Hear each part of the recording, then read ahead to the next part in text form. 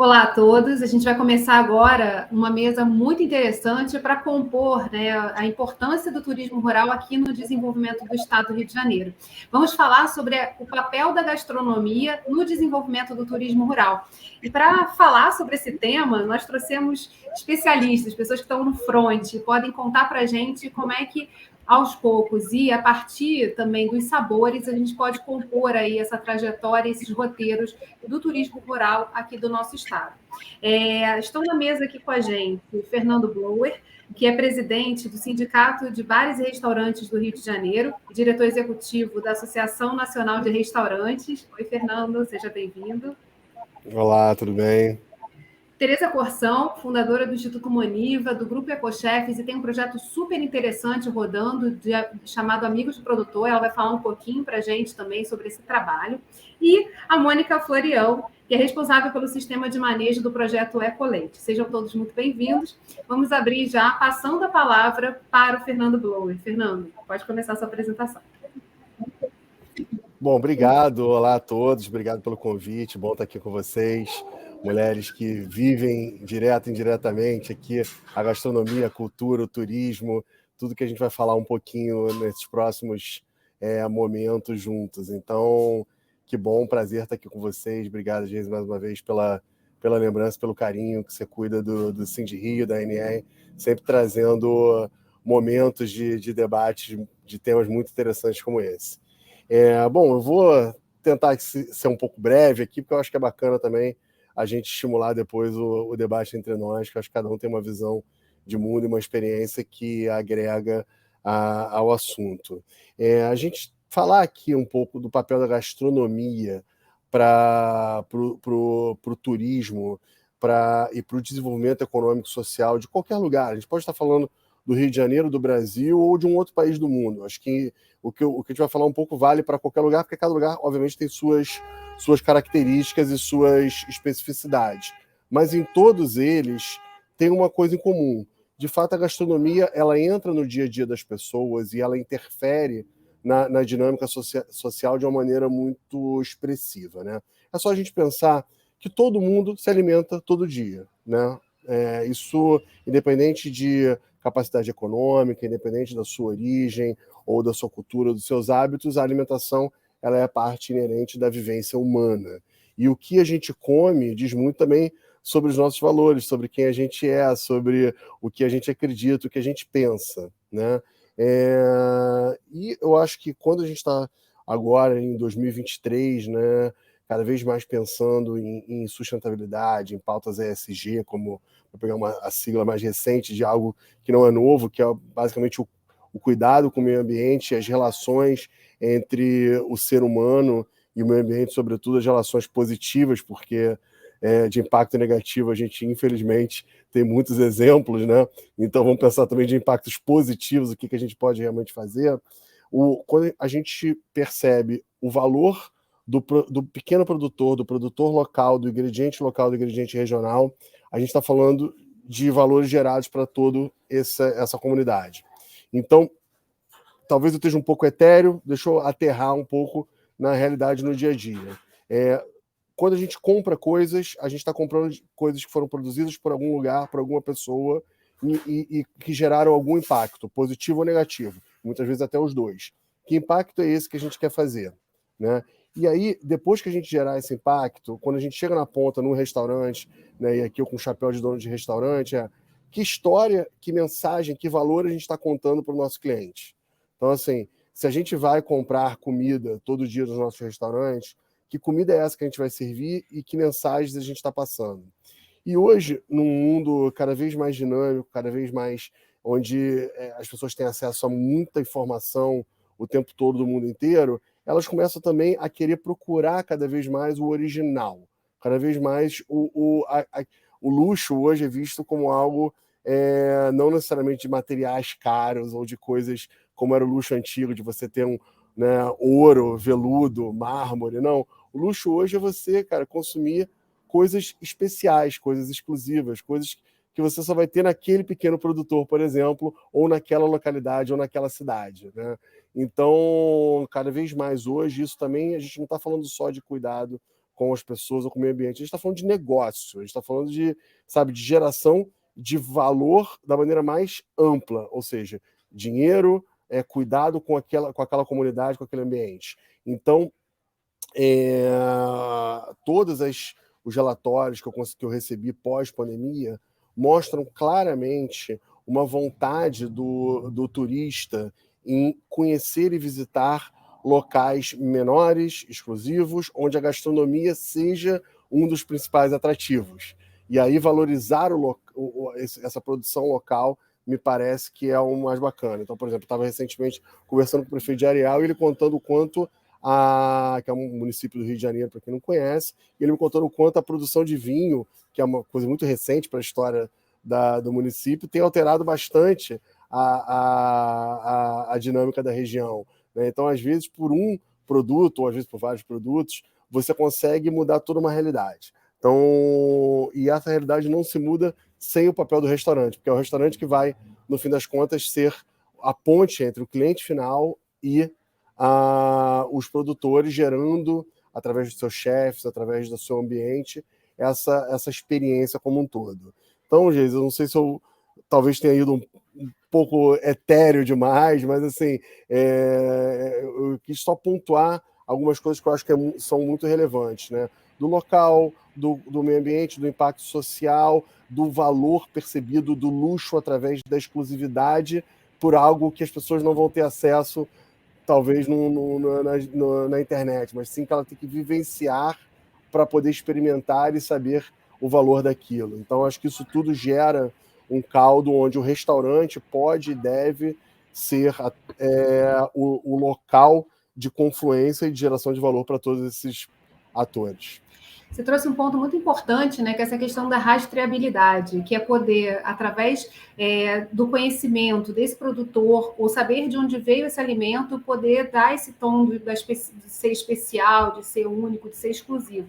E outro ponto importante também, que é a experiência. Né? A gente não consegue descasar turismo rural de uma experiência que, quanto mais completa, mais profunda é, e passa também pela produção, pelo que vai chegar à mesa ali, naquela experiência de você poder consumir também um pouco da paisagem que se busca, né?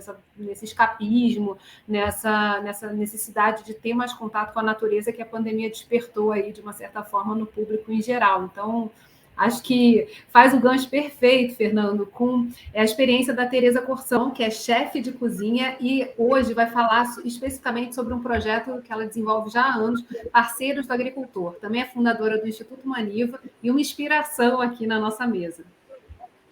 Bom, então, primeiro, eu estou super feliz aqui de estar quase que na sala de visitas aqui com os amigos, né? Só falta o cafezinho e o bolinho. E acho que nós todos estamos em estradas paralelas, né? Mas todo mundo pensando muito essa valorização do Estado do Rio de Janeiro, né? Que é um estado tão múltiplo e tão, começando pela geografia, já é uma coisa tão surpreendente e, na verdade, é um grande desconhecido nosso, né? A não ser pelas questões turísticas mais de férias ou de ecoesporte, esse tipo de atividade.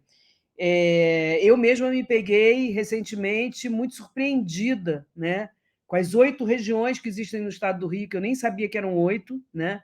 E então eu queria só relatar um pouco o que aconteceu, né? Como é que começou essa história. Na verdade, o projeto Parceiro do Agricultor é um projeto antigo, bem antigo, ele já tem 20 anos, e ele iniciou quando eu tive o primeiro contato com um produtor de farinha de mandioca lá no Pará, né?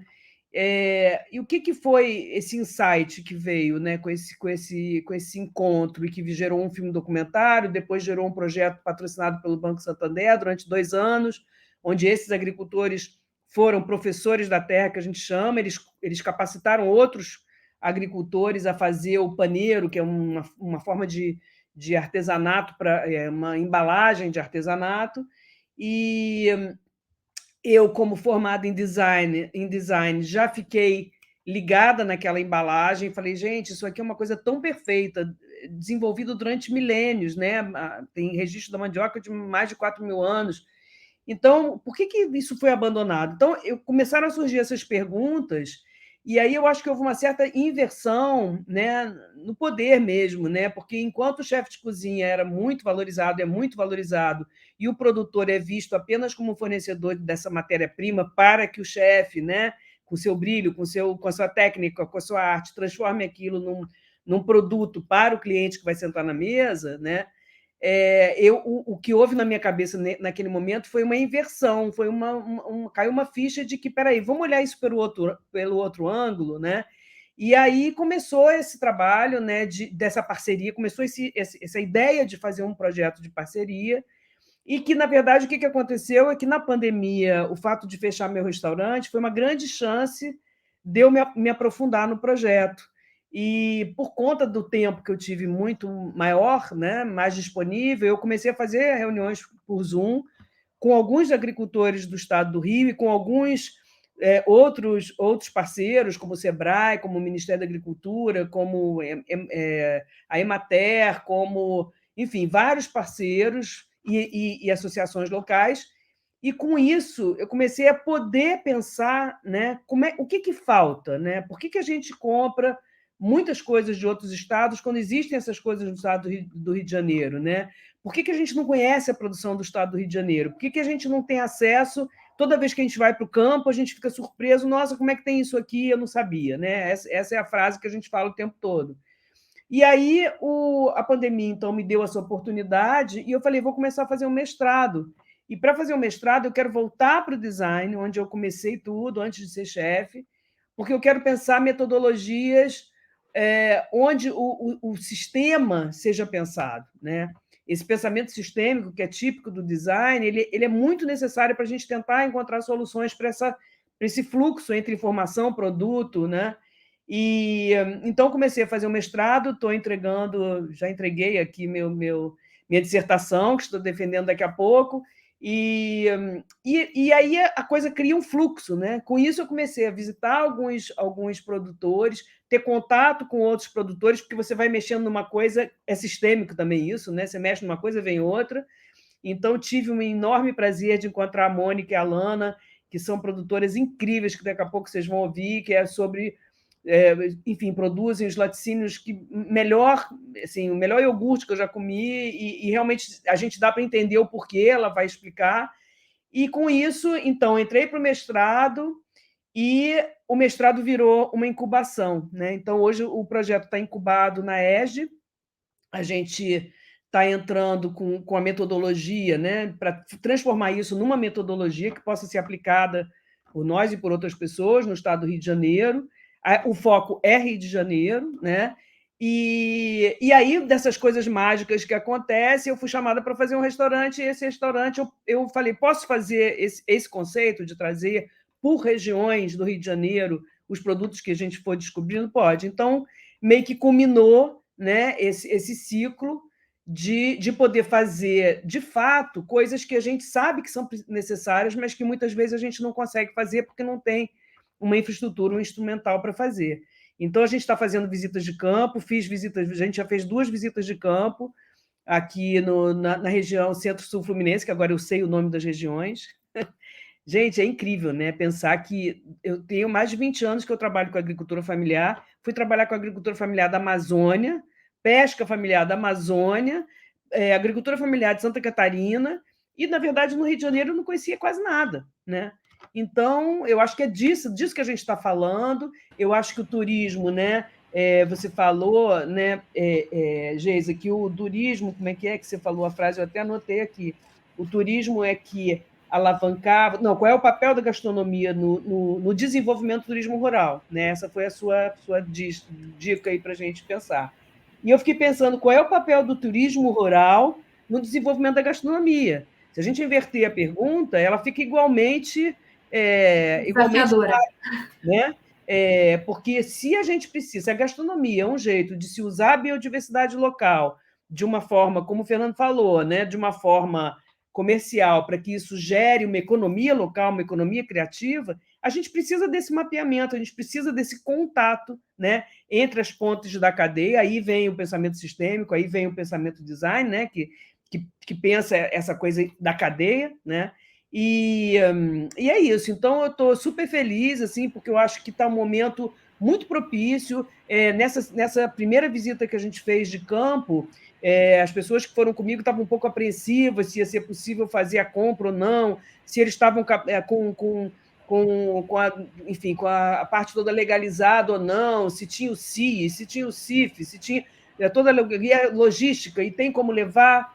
E cada pergunta que a gente fazia, a resposta era sim, sim, sim, temos, temos, temos. Então, a gente vê que há uma maturidade por parte dos produtores, tem muito aquele fenômeno do neo-rural, que eu acho que é uma coisa interessante também, se a gente puder falar, porque isso eu estou vendo direto, jovens neo-rurais, de pessoas que vinham de áreas muito diferentes, e esse neo-rural mesclando com o antigo rural, fazendo uma dobradinha aí muito boa, né? Então, eu acho que está num momento espetacular para o Rio de Janeiro, eu diria isso. Eu acho que a gente está com muitas coisas. Tem, por exemplo, como o Fernando citou lá, a nova plantação de vinho lá em Areal, tem coisas tradicionais, como a cachaça de Paraty. Então, acho que tem muita coisa para O ser arroz, vista. né, Tereza?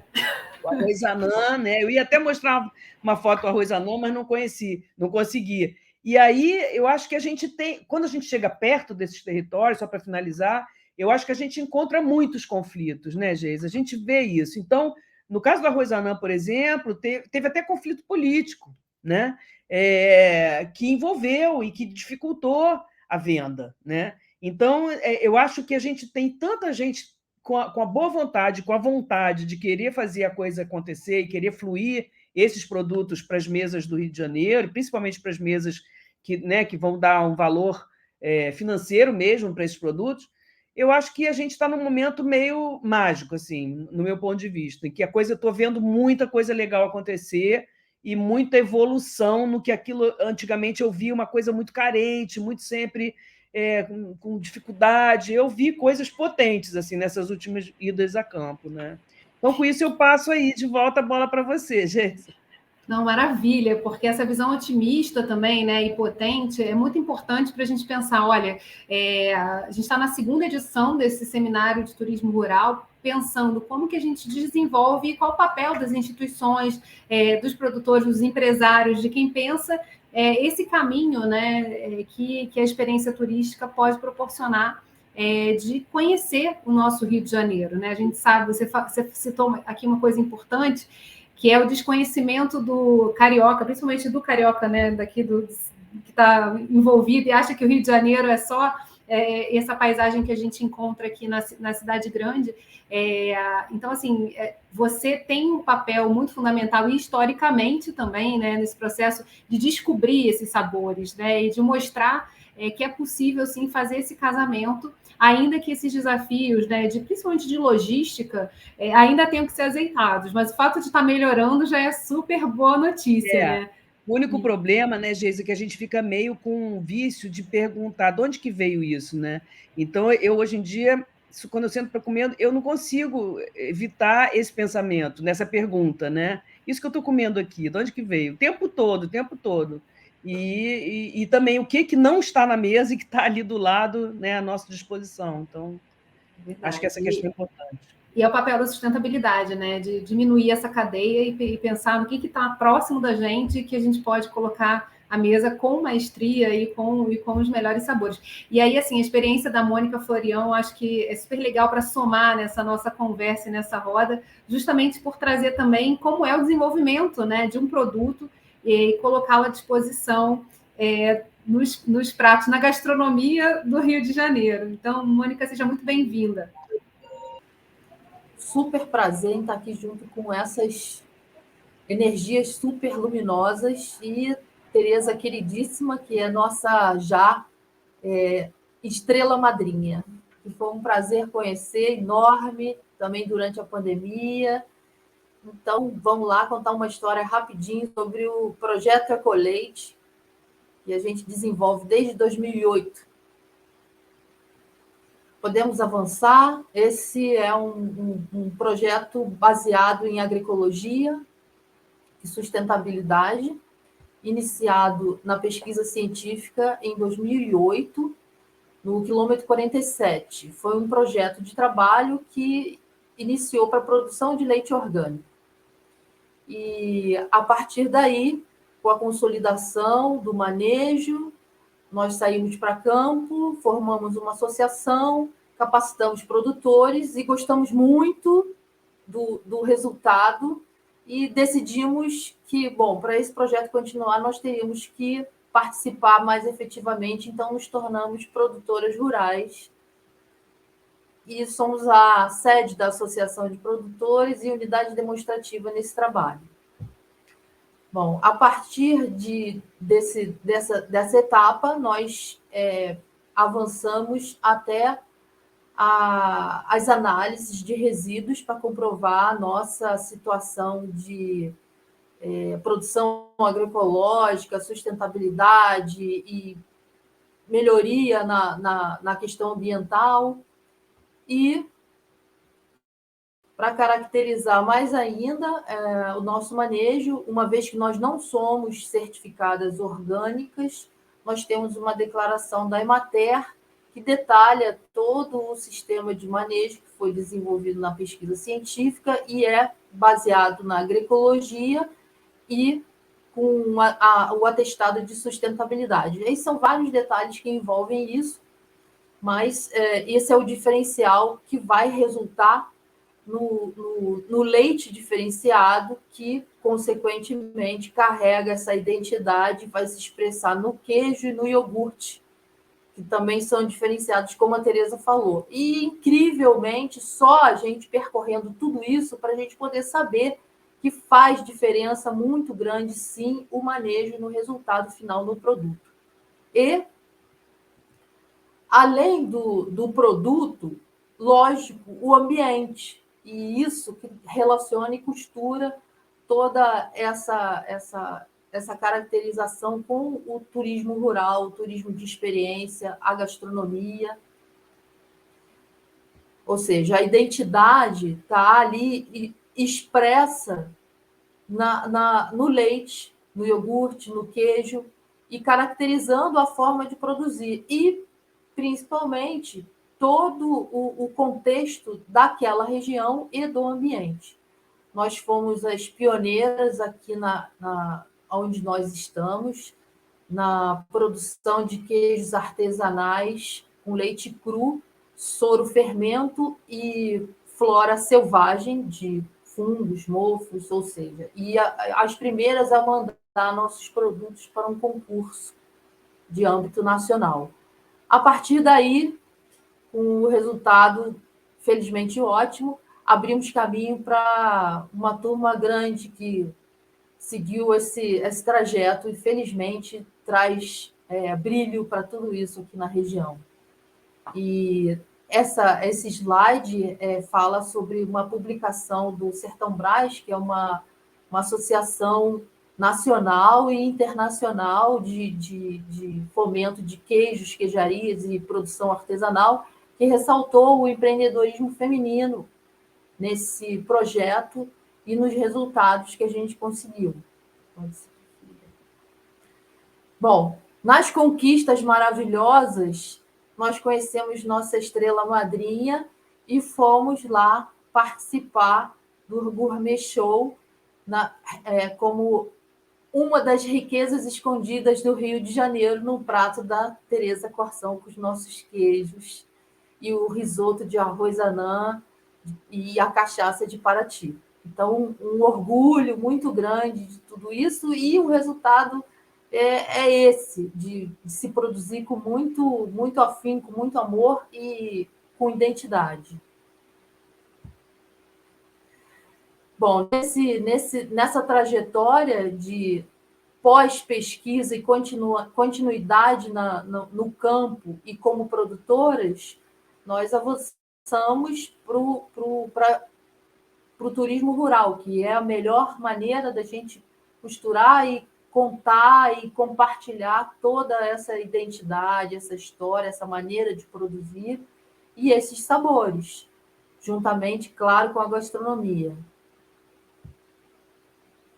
Participamos também do último Paisagens Rurais e, felizmente, agora vamos com mais afinco, depois dessa pandemia que deixou todo mundo, né, de cabeça para baixo, baixo, de descabelado, e associamos também no nosso projeto turístico aqui o cicloturismo, que é o pessoal das bikes que vem visitar a gente aqui no sítio.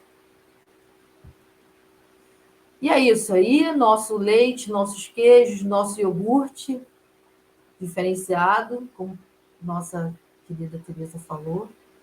E é assim que a gente segue. E essa é a costura da história.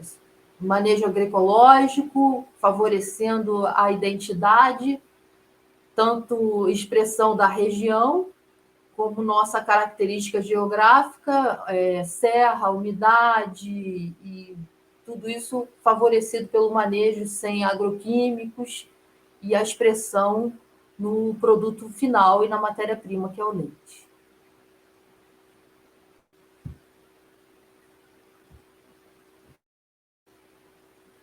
E, basicamente, agricultura familiar, produção artesanal, somos pequenas produtoras, eu e minha filha, eu toco o manejo, sou veterinária, e minha filha cuida da produção, que ela fez técnico em alimentos e agora está se aprimorando no curso de laticínios. Então, é isso aí, produção familiar, em pequena escala e com muita identidade. Mônica, conta um pouquinho sobre essa questão da experiência, né? Como é que é a receptividade e a curiosidade, né, que gera a possibilidade do sítio estar aberto também à visitação? Como é que é esse contato com o turista, né, que está indo na região e acaba tendo a oportunidade de experimentar esses sabores?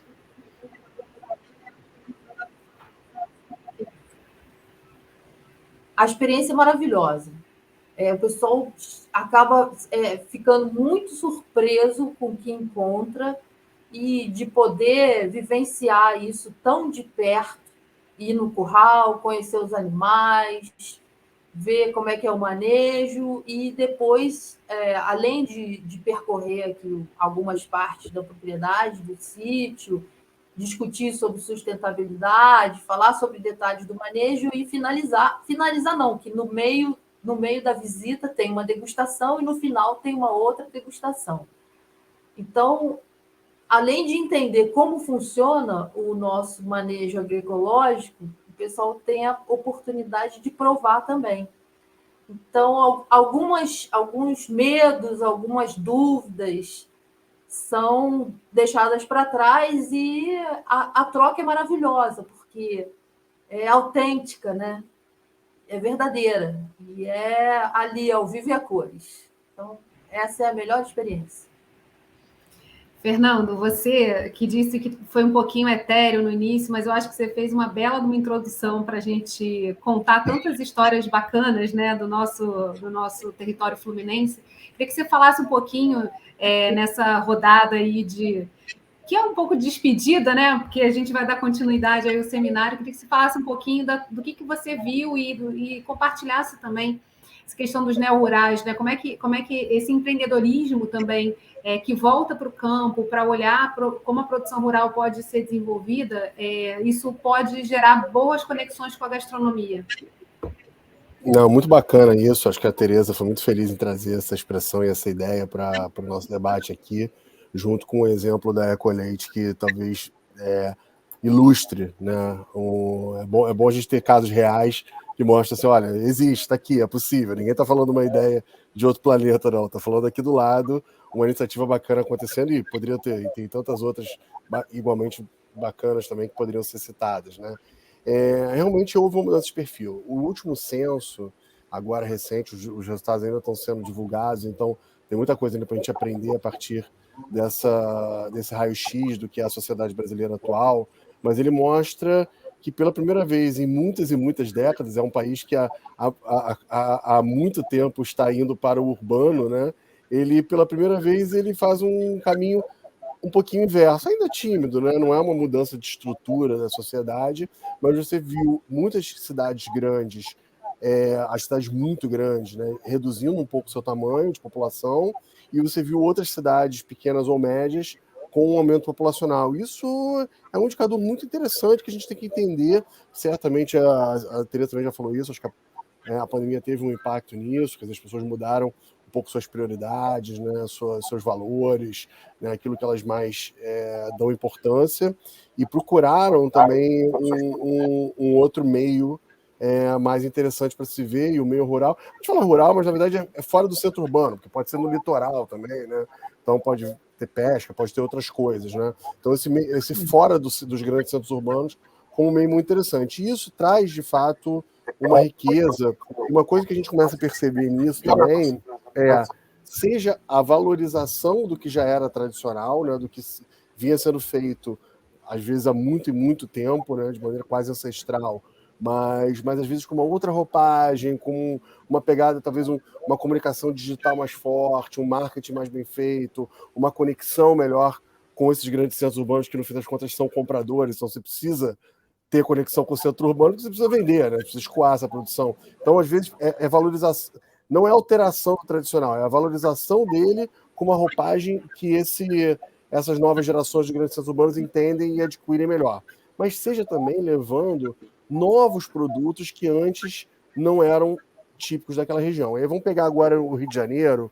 O Rio de Janeiro, o agro dele ele é diferente, né? Quando a gente pensa agro no Brasil, a gente pensa grandes propriedades, muita pecuária, soja, né? Aquelas coisas, né? Mato Grosso, Goiás e tal. E não é essa a característica do estado do Rio de Janeiro. O Rio de Janeiro tem um agro muito diferente, tem um agro de nicho. E aí, esse nicho, normalmente, como você não tem propriedades muito extensivas, você precisa de itens com maior valor agregado. Então, o queijo, por exemplo, é um deles. Aí você tá outros aqui, na região serrana, você já está fazendo lúpulo. Pô, lúpulo é um negócio fantástico, porque é o principal insumo de qualidade das cervejarias. E esse é um outro movimento. Até relativamente pouco tempo, a gente não tinha muita cervejaria artesanal no Brasil. E hoje tem um monte, em todas as regiões, Norte, Nordeste, Sul, Sudeste, tudo quanto é lugar tem, alguns estados mais do que outros, mas você tem hoje cerveja para todos os gostos, todos os bolsos e tal. Já você tem o vinho areal, você tem uma produção de capris muito importante também na região serrana. Outras cogumelos, por exemplo, hoje a gente compra cogumelos de qualidade também do estado do Rio de Janeiro. Então são vários, você pegar agora, para não citar só a região serrana, você tem na bacia da Ilha Grande lá, vieira, você tem ostra. Então são coisas, são produtos que a gastronomia valoriza muito, os bons restaurantes querem esse produto, de preferência de proximidade, porque vão ser produtos mais frescos, né, mais interessantes, mais ricos ali de sabor, de aroma e tudo, e a gente está disposto a comprar. Então isso para mim, esse neo-rural, seja valorizando os produtos existentes com uma nova roupagem, seja introduzindo culturas novas de produtos com alto valor agregado, pode ser muito, muito interessante. E aí, só citar mais um ponto que eu acho que na conversa que surgiu, quando a gente estava falando, por exemplo, da experiência que é visitar o Ecoleite, que acaba sendo uma experiência mais ampla do que... Não é um mercado, você não vai lá para comprar o queijo apenas, né? Você vai para entender tudo que tem no entorno.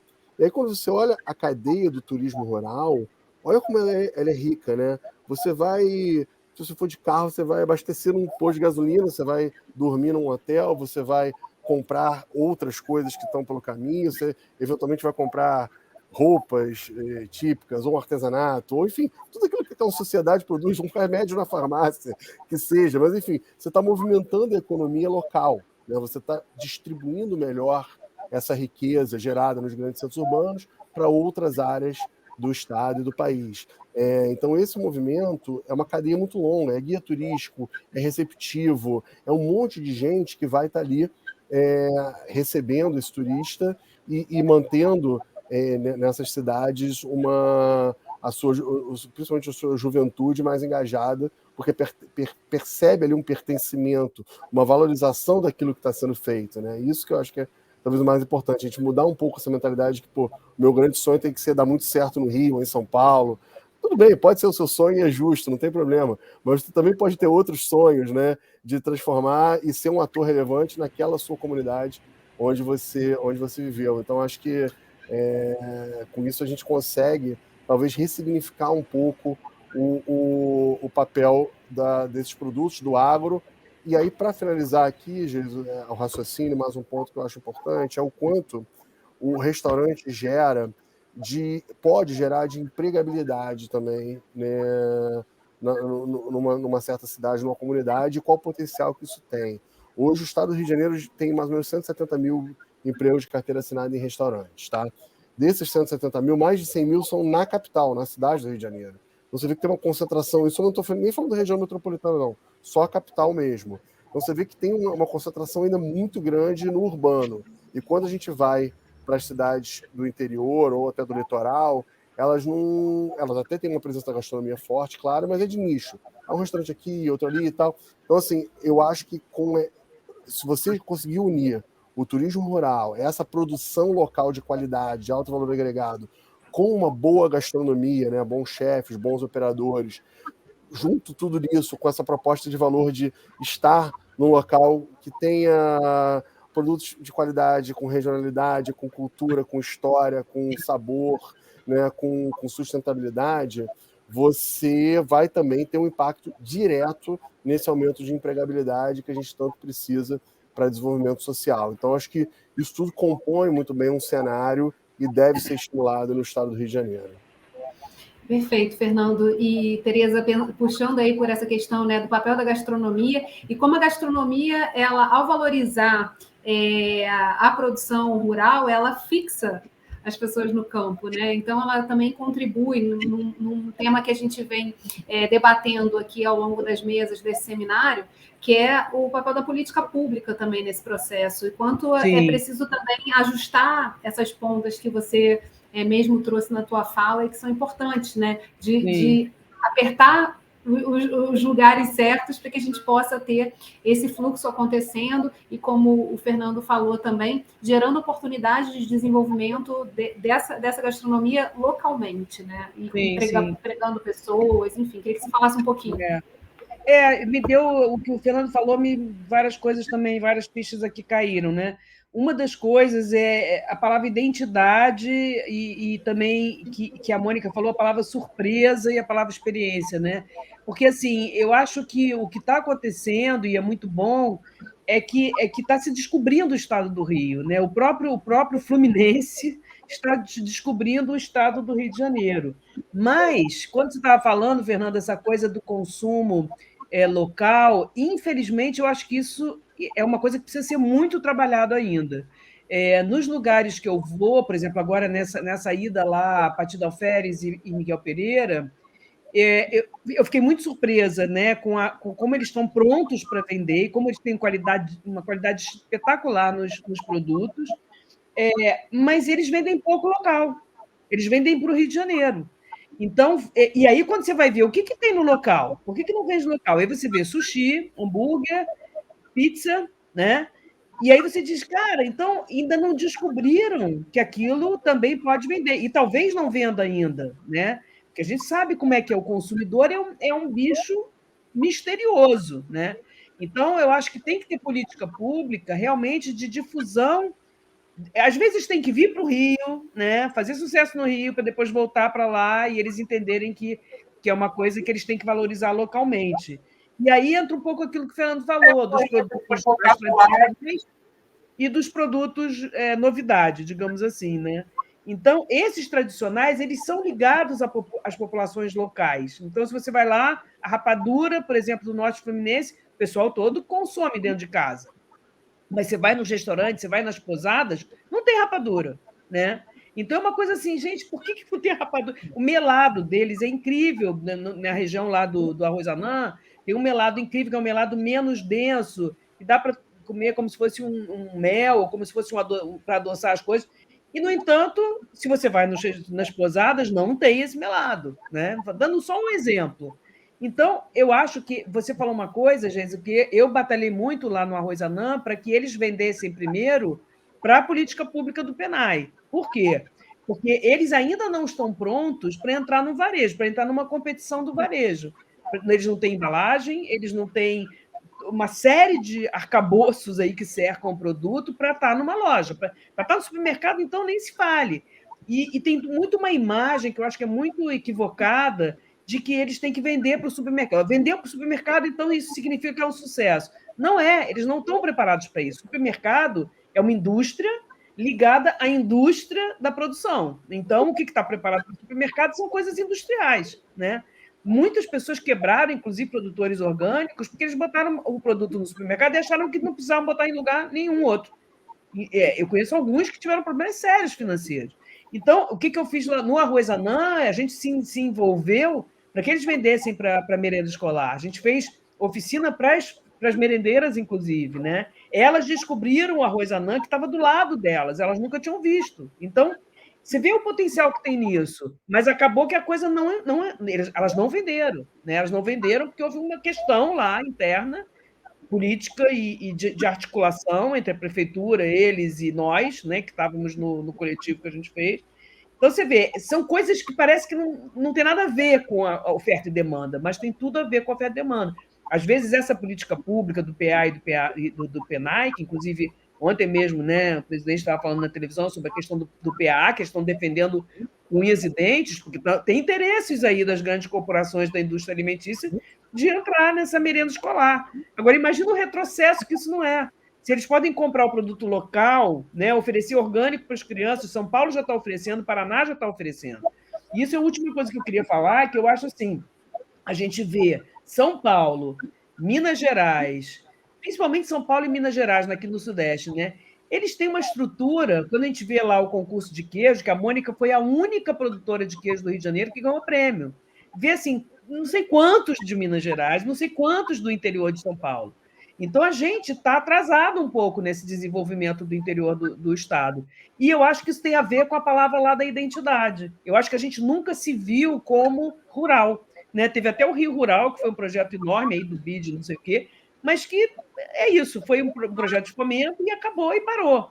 Então, acho que está na hora da gente retomar esse Rio Rural, né, em vários setores e mostrar que o Rio de Janeiro tem vida no rural, sabe? Eu acho que isso vai ser bom para a economia local, como já foi dito, vai ser bom para a sustentabilidade, porque vai diminuir impacto, uma série de coisas, e vai ser bom para a nossa identidade, para as nossas experiências. Eu acho que a gente tem um arcabouço de riquezas aí para serem degustadas, que estão só esperando acontecer esse fluxo, né?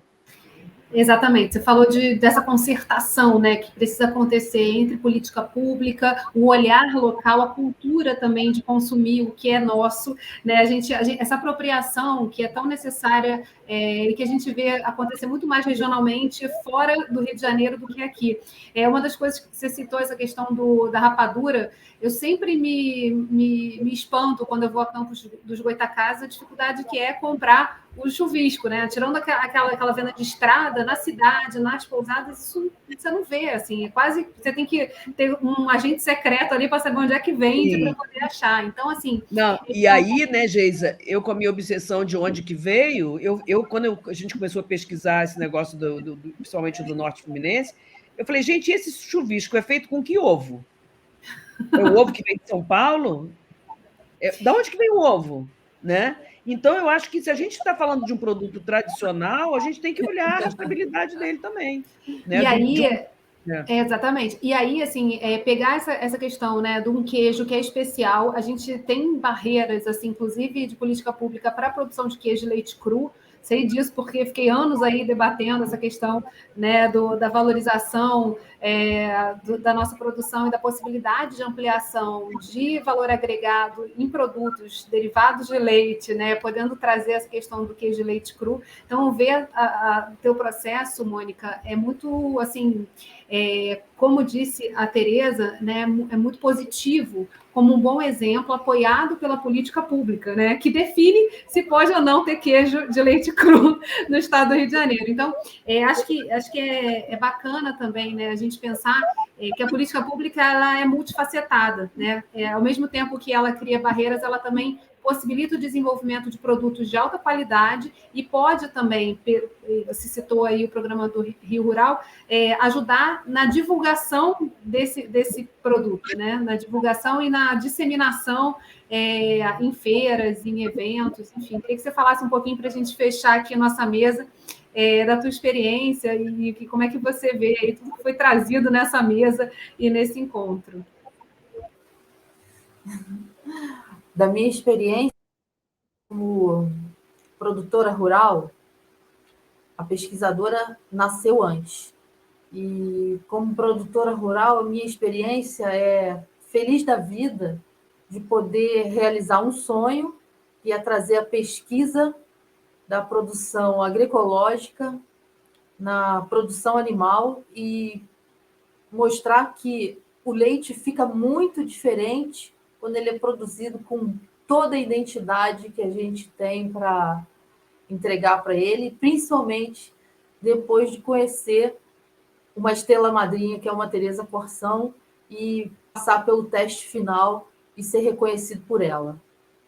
Mais do que qualquer avaliação de laboratório, é a percepção da pessoa especialista nessa área. Então, a minha experiência é essa, e poder mostrar para quem vem visitar no turismo rural essa autenticidade e essa felicidade de poder realizar isso.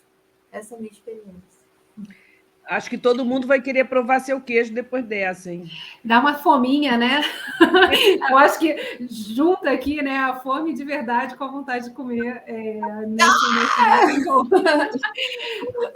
Mônica, Teresa, Fernando, que são, eu sei, guerreiros aí, que estão no dia a dia na luta para o desenvolvimento do Rio de Janeiro. Já está combinado, então. Maravilha. Quero agradecer a presença de vocês, convidar todo mundo que está assistindo a gente para continuar aqui, que a gente vai seguir aí com mais uma mesa do nosso seminário. E para os nossos convidados de hoje, muito obrigada. Obrigado mais uma vez, até a próxima, viu? Obrigada, Geisa. Obrigado a todo mundo aí da mesa.